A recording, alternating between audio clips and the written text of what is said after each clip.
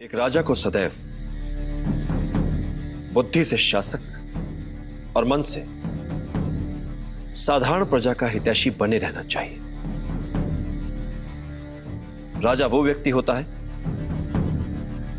जिसे बहुजन के हित में सामाजिक संतुलन बनाए रखने के लिए चुना जाता है। प्रजा ही अपने लिए एक राजा को चुनती है। इसलिए एक सच्चा राजा वो होता है जो अपनी प्रजा के हितों के उत्तरदायित्व का वहन करता है।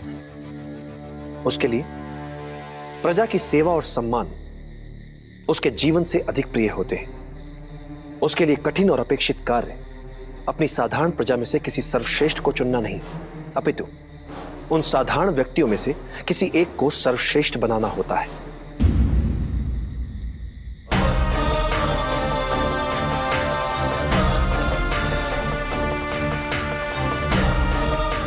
एक राजा के लिए सबसे बड़ी चुनौती होती है पूरे देश को सफलता और समृद्धि के महान लक्ष्य को प्राप्त करने के लिए न केवल उन्हें प्रेरित करे, अपितु प्रजा के लिए ही उन्हें प्राप्त करके भी दिखाए।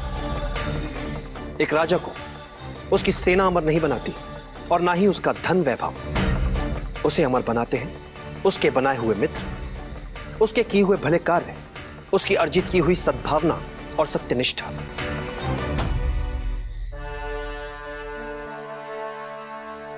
एक योग्य राजा कभी अपने शत्रुओं से नहीं डरता, अपितु शत्रु स्वयं एक राजा से डरते हैं। और एक कुशल राजा वो है जो इसी डर का अपने लाभ के लिए प्रयोग करने में सक्षम होता है। और बुद्धिमान राजा वो है जो राजा का कर्तव्य निभाते हुए भी ये कभी नहीं भूलता कि वो एक साधारण व्यक्ति ही है, जैसा कि प्रजा में एक साधारण व्यक्ति होता है।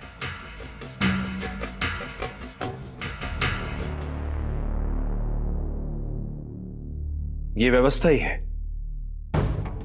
जो किसी को राजा तो किसी को प्रजा बनाती है। और ये व्यवस्था कई छोटे छोटे साधारण जनों से बनती है। इसलिए राजा जो करे जो सोचे तो साधारण जनों के हित में। प्रजा का विश्वास और समर्थन एक साधारण राजा को असाधारण, शक्तिशाली और लोकप्रिय राजा बनाता है। और जब भी राज सिंहासन पर बैठो, एक बात सदैव याद रखो, जब तक बहुजन हिताय, बहुजन सुखाय वाली नीति पर नहीं चलोगे, सिंहासन पर बने नहीं रह पाओगे।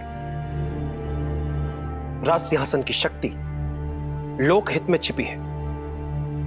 अन्याय और भ्रष्टाचार पर टिका राज्य नहीं चल सकता।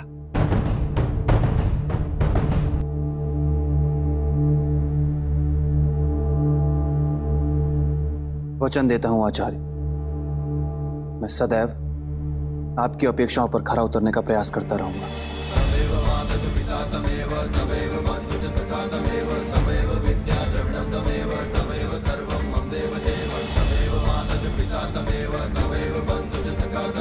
कल्याण हो।